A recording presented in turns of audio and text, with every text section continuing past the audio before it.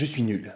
Je suis nul en maths, je suis nul en SVT, je suis nul en macramé. Ça ne sert à rien que je travaille. Je suis nul. C'est le genre de phrase qui énerve beaucoup les profs. Heureusement, en 2014, Carol Dweck a fait une conférence TEDx qui a cumulé 14 millions de vues. 14 millions de vues. Des formations ont eu lieu dans des établissements et depuis, plus aucun élève ne dit « je suis nul en ». Alors de quoi parle cette conférence? A-t-elle vraiment changé le monde de l'éducation? Réponse: bonjour, je m'appelle Nicolas et je suis un prof heureux.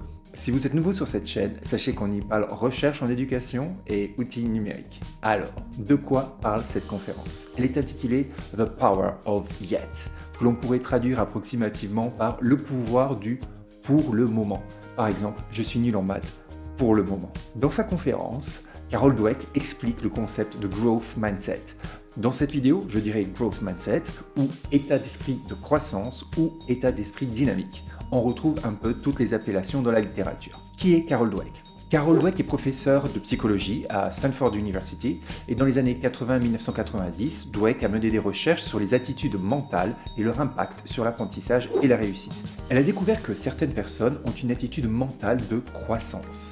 C'est-à-dire qu'elles croient que leur intelligence et leurs compétences peuvent être développées au fil du temps, tandis que d'autres ont une attitude mentale de fixité, c'est-à-dire qu'elles croient que leur intelligence et leurs compétences sont essentiellement fixes et ne peuvent pas être significativement améliorées. Dweck a constaté que les personnes ayant une attitude mentale de croissance étaient plus ouvertes aux défis, mieux équipées pour apprendre de leurs erreurs et plus accomplies dans de nombreux domaines de la vie.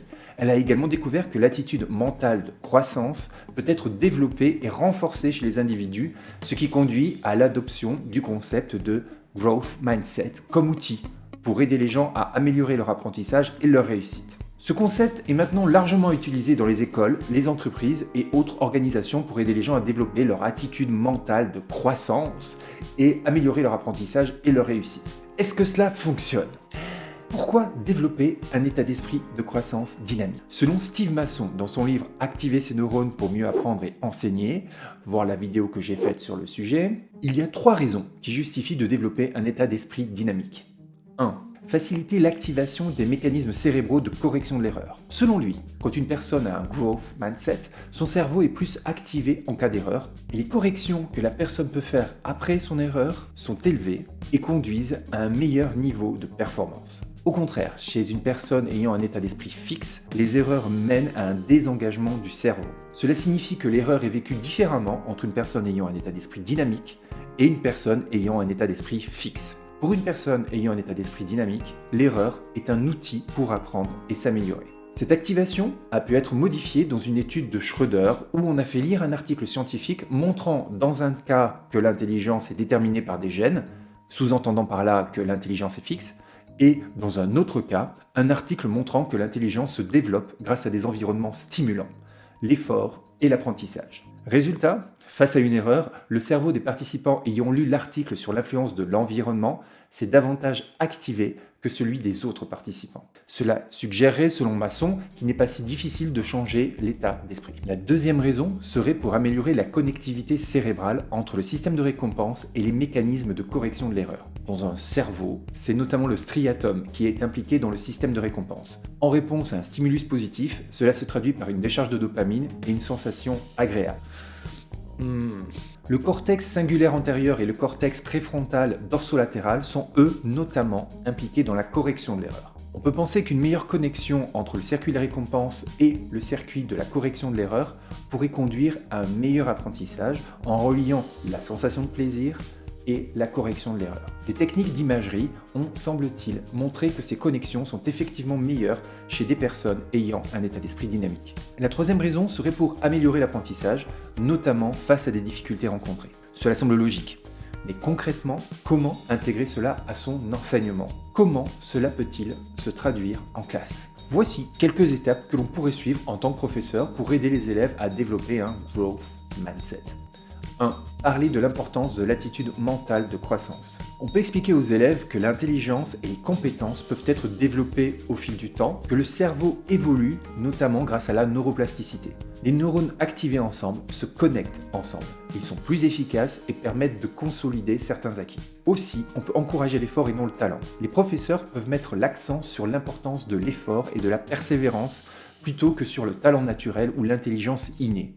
Par exemple, dire à un élève qu'il a utilisé les bonnes stratégies plutôt que de lui dire qu'il est doué ou intelligent. Parce que dire tu es intelligent, c'est un état d'esprit fixe, et cela sous-entend que ceux qui ne le sont pas ne le seront jamais. Autre idée, faire face aux erreurs de manière positive. Les professeurs peuvent encourager les élèves à apprendre de leurs erreurs et à les utiliser comme des opportunités d'apprentissage plutôt que de les voir comme des échecs. Ceci bien sûr à condition que les erreurs ne soient pas pénalisées par un mauvais commentaire ou une mauvaise note par exemple. Autre idée, offrir des défis et des opportunités d'apprentissage.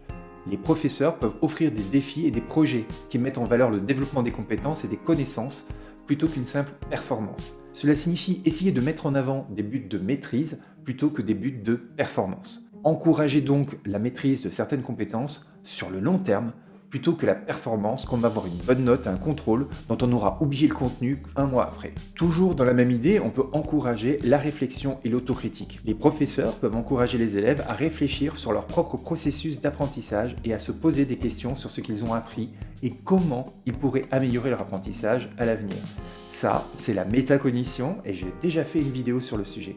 Abonne-toi. Donc, plutôt que de dire que la théorie fixiste est fausse, l'objectif est plutôt d'induire la théorie dynamique de l'intelligence par la manière dont on commente le travail des élèves, gère l'évaluation et s'abstient de comparer les capacités des élèves les uns par rapport aux autres ou d'attribuer des différences de performance à des dons particuliers. Il est important de noter que le développement d'un growth mindset ne se fait pas du jour au lendemain et nécessite du temps et de la patience. Essayons autant que possible d'offrir un environnement d'apprentissage sécurisant et positif. Depuis le début de la vidéo, je tease un peu sur les résultats des implémentations du concept de growth mindset en classe. Car oui, il y a eu une mode autour de cela et la recherche s'est emparée de la question. Avec le growth mindset, nous sommes dans un cas assez typique qui a de quoi déstabiliser n'importe quel professeur. J'en fais partie. Vous trouverez des scientifiques qui vous diront que c'est important, que les effets sont réels et qu'ils bénéficient aux élèves qui ont eu des interventions spécifiques sur la question du growth mindset.